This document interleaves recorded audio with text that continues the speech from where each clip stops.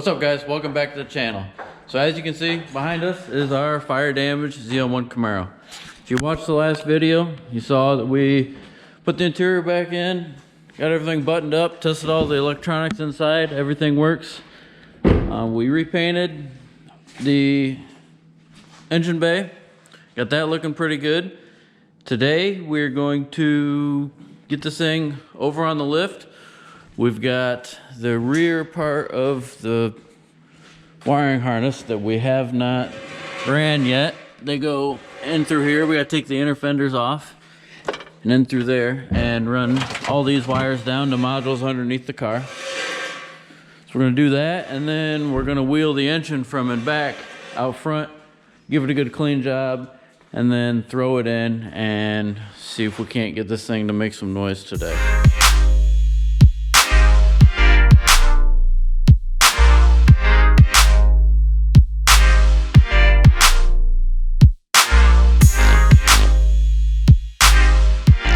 I just wheeled this engine outside so that we could pressure wash it and clean it up. For some reason, whatever they use to put fires out, whatever's in the fire extinguisher or the kind of water that they were using or what, just put a bunch of corrosion on all the aluminum on this. I mean, it's not corrosion that's gonna, you know, cause issues down the road. It's just powdery, nasty stuff. So we need to get it off of there before we put it. I mean, it's coming off with just my finger, but we need to get it off of there and, you know, doll this thing up, make it look good before we put it back in the car.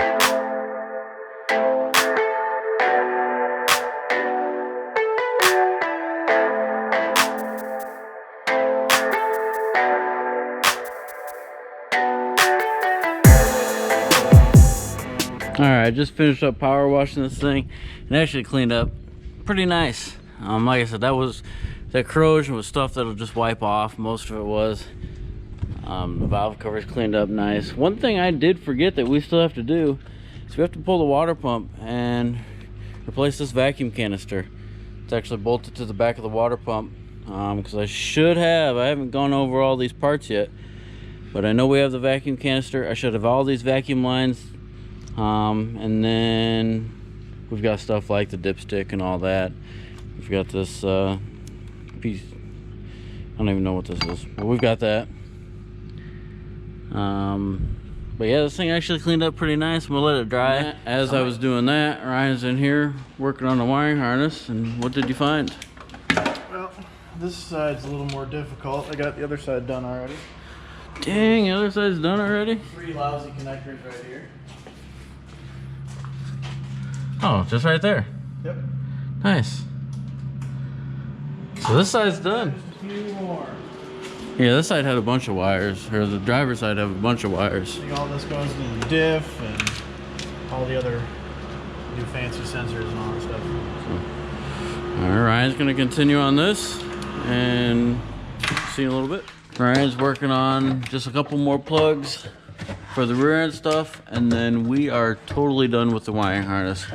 Most of it plugged in right there with shock sensors, and then there's actually a connector right about here, right there, a main connector that connects the rest of the wiring harness for the rear end. So, oh, and then we've got this one right there that Ryan's already got plugged in for the fuel pump and stuff. So this actually went pretty well. If the people we got the harness from didn't cut the clips off, we would actually be able to put everything where it goes, but oh well. Hey, sometimes I cut stuff and I'm not supposed to too. So we're gonna finish this up, button the back end up, and then get to work on the front.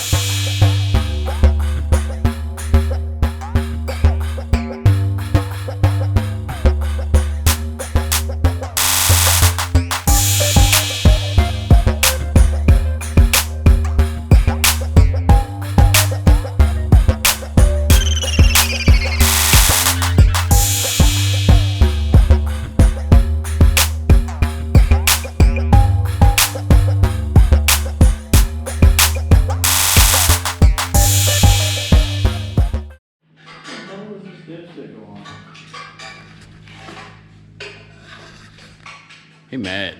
All right, guys. We've been working on this for probably, I don't know, an hour or so. just throwing this harness on and trying to figure out where the plugs are. Luckily, we've got another ZL1 that we can actually look at to see where the plugs actually go. We struggled a little bit with this little harness right here, trying to figure out how it went, because it's got things that go into the frame. It goes under the radiator.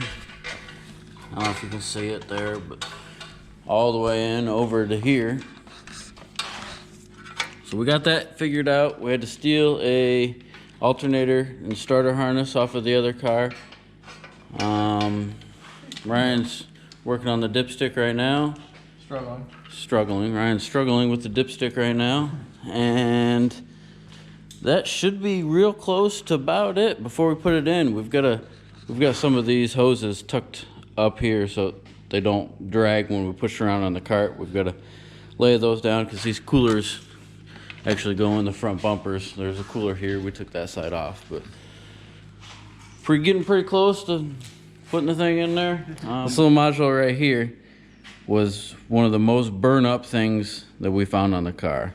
And the wire was fried all the way back to here. We're thinking, we're not positive, it's just what we think, this was the cause of the fire. Could have been, could not have been. Guess it doesn't really much matter now, but that's what we think.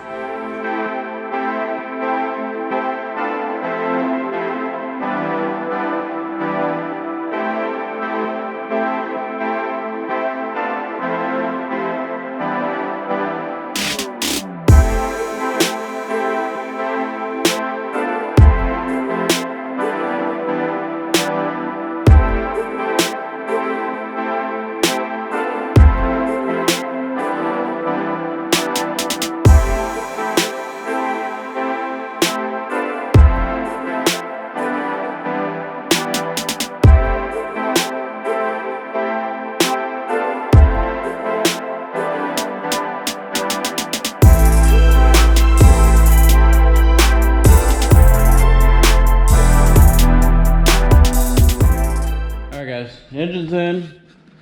Almost everything's plugged in. We still got like ABS sensors and stuff like that to plug in. And then we did not order a fan harness. The fan harness is also the headlight harness, which we've mentioned before. So we've got to pull that off of the other car. That's a ABS wire or speed sensor, one of them. But we've got everything else plugged in. I think we're gonna throw the jump box on it and we're just gonna go right to starting it and see if it'll start. Instantly when we turn the key, or when we hit the key button, we should hear the fuel pump prime, and that's gonna tell us if this ECU is actually talking or not. So we're gonna hook up this jump box and see what we got. All right, so we turned the battery box down to 4 amps. For some reason, it was twitching everything out. We got radio, HVAC. So let's see. Well, for some reason, I'm moving forward again. So got memory to midget settings. Engine power reduced. I'm driver 2. You put that relay back in. Why does it say Prindle or PR? Oh man, I didn't see that till now. Yeah, Ryan just noticed. It says right there, park reverse, neutral drive, and manual mode. This is a 6-speed, so we got an issue there. Starter. So as soon as that battery charges, we'll throw the jump box on it. I'll go get Ryan. He can sit in the car. That way, if it does start, he can shut it off real quick, and or if we have any other issues, he can help with it. So I'm gonna go find him. He's stealing parts off of my car, and we're gonna see if we can get this thing started. What are you doing? Stealing parts. Stealing parts? Did you ask? No. Should you have asked? No. You know I was gonna drive this weekend, right? I don't think so. Uh-huh. Come on, man. Now I gotta put the headlight and the bumper on, including the engine? Okay, I'm gonna ask. Can we borrow parts? Sure. Okay. You guys wanna see the engine in this car? It's all in here. Cylinder heads, camshaft, pro charger, stuff. Can't see nothing back here. Let me give you a light. We got oil pan, intake, flex plate, starter, headers, all sorts of stuff. This is our parts car. Well, not really, but Ryan's making it a parts car. We actually rebuilt this car, or rebuilt the engine on the channel a few months ago. One of our first couple of videos. And within like 30 minutes of driving, not 30 minutes, 30 miles of driving, it ended up losing oil pressure and locking the engine. We found a gasket pinched on the valley cover where the factory displacement on demand lifters were, and the oil actually gets shut off there, but it got shut off with little round gaskets. Well, one of the gaskets had a pinch in it and was actually laid over, so it wasn't working right. So the oil was going up the driver's side of the engine, up to the top, to the lifters, and then draining out at one of the, it was like the second lifter in the back, like number 7, I believe it was. Or no,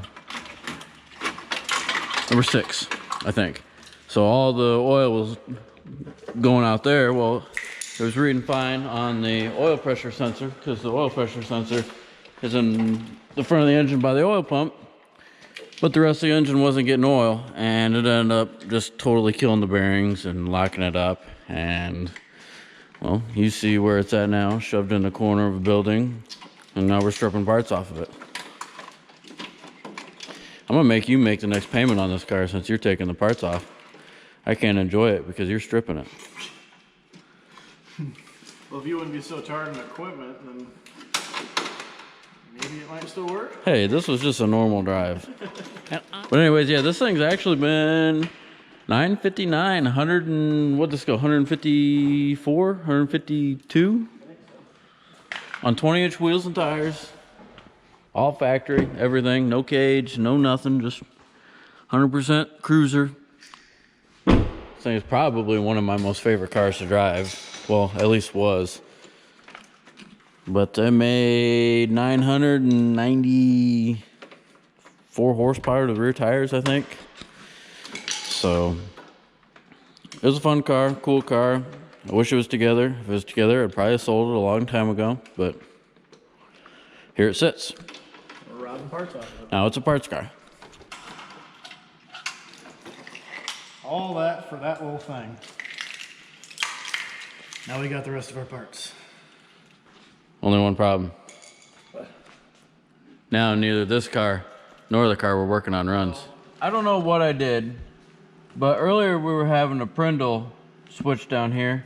I've been going through with the scanner, clearing all the codes, and going through the data display and reading all that. And I cleared all the codes, went through everything again, turned the ignition off, turned it back on, and for some reason I get rid of where it said park neutral drive, whatever. So now I think we could push the clutch in.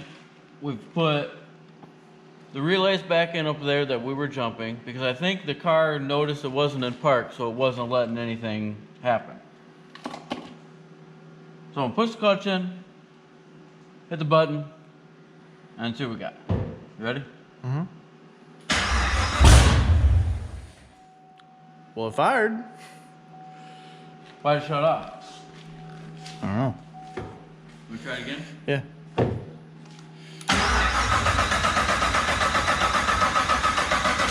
All right, guys, we're gonna call it a night.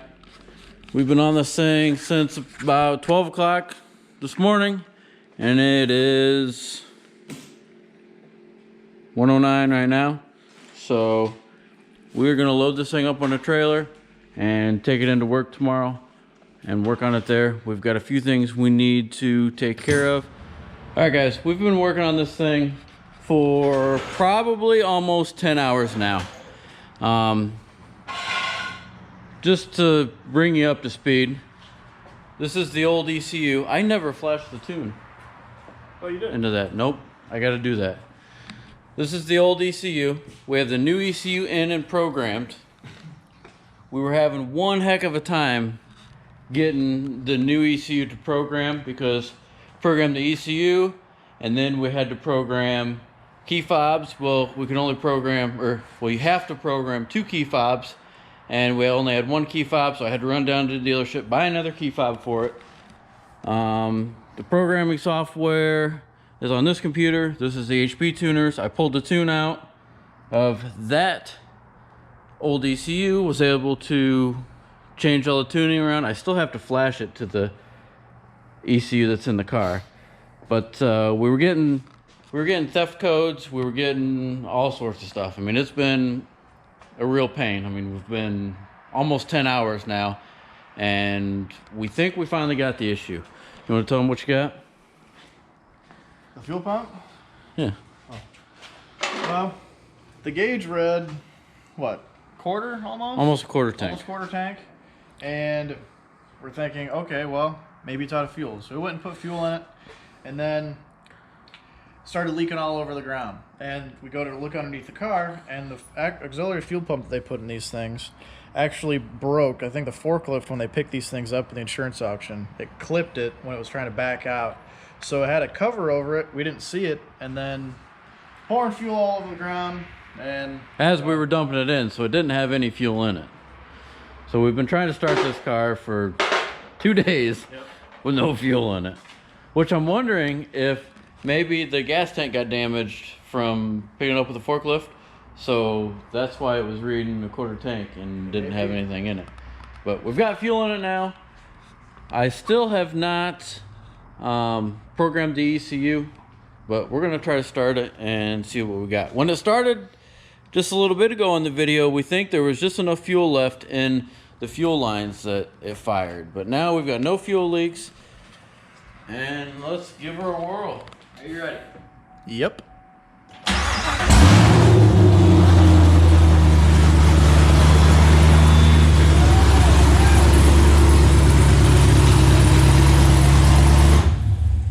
Shut up so don't kill the slugs. She runs! But it runs! Holy cow, imagine that. You get fuel, you get fire, you got a runner. Are we leaking fuel out of that fitting they welded? I don't think so. We actually had some of our buddies weld up a nice -6 Union so we can get our, not leak fuel everywhere. But it runs. Doesn't have a windshield in it, but we don't care. It runs. I think we're going racing. 2 days. I think we might go racing. 2 days. Alright guys, as you just saw, we've got ourselves a running ZL1. Came back out of here to the barn because this is where all of our parts are. Ryan's already got the car in the air, started working on it, and we're gonna button this thing up. We've got, I don't even remember how many days we got. What is today? Monday? Is today Monday or Tuesday? Monday. Today's Monday. We're leaving Wednesday. Gonna finish putting this together, and then we just found out today that our Cadillac CTS-V that you could see on another video, we're gonna pick up tomorrow at noon. So we're gonna button that thing up and take it to the track Wednesday also. So we got a lot of work ahead of us. We're gonna get back going on this thing, button this thing up, and hopefully take her for a spin here in a little bit.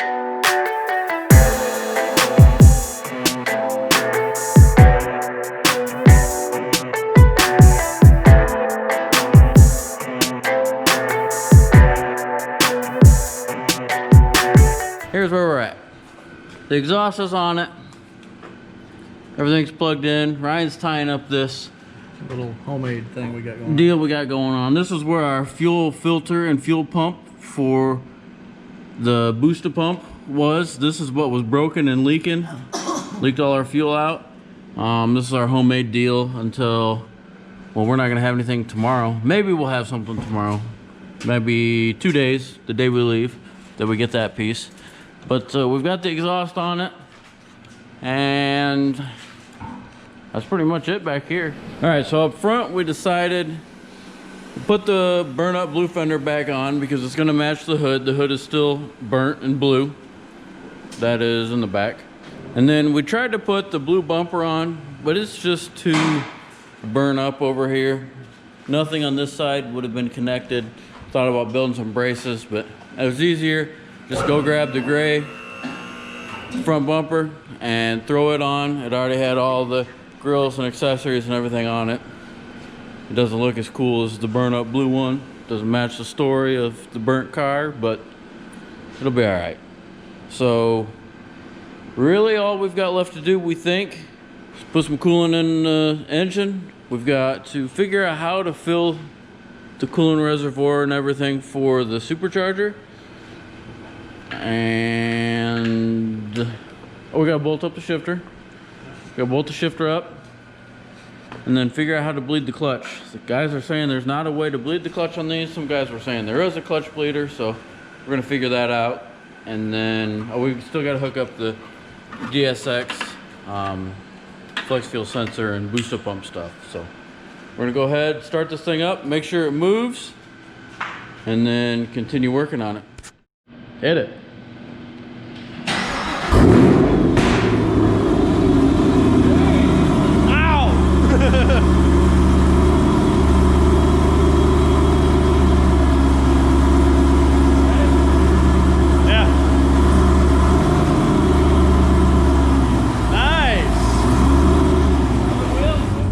Alright guys, we just buttoned everything up on the ZL1 and we're about to take it for a drive. We just finished up the DSX sensor. Ryan just put it in. We're gonna cruise it to the gas station because this thing is low on fuel. So it's the first time we've driven this thing, and here in about 15 minutes, if it runs good and drives good, we're gonna load her up and take her racing. So here we go. Alright guys, we're heading to the gas station.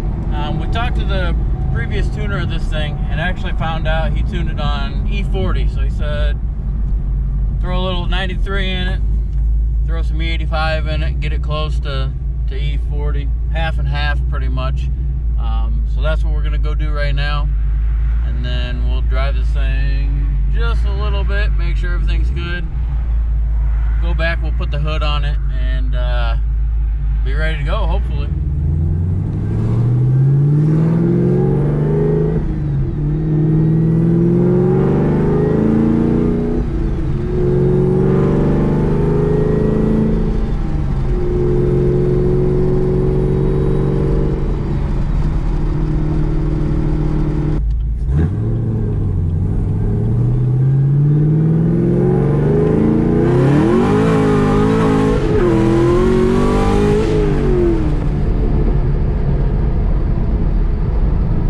Not bad. It looks pretty good on these tires.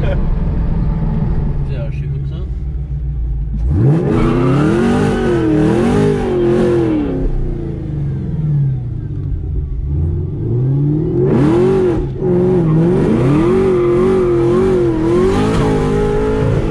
Blew the belt. Blew the belt. Took out a water hose. Let's see what she did.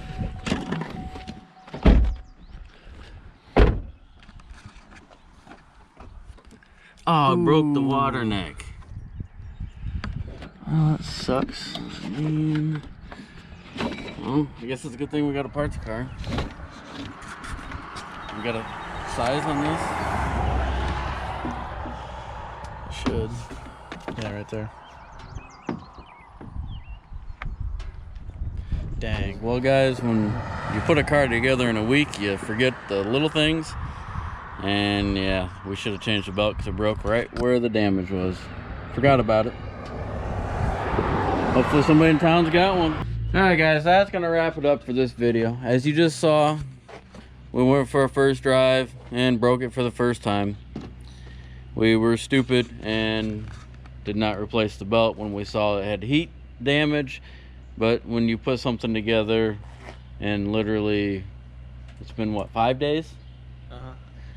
This was a bare shell in 5 days, or 5 days ago, this was a bare shell. So we just totally missed it, and that was our fault. We were gonna order one though. Yeah, we were gonna order one. Plans.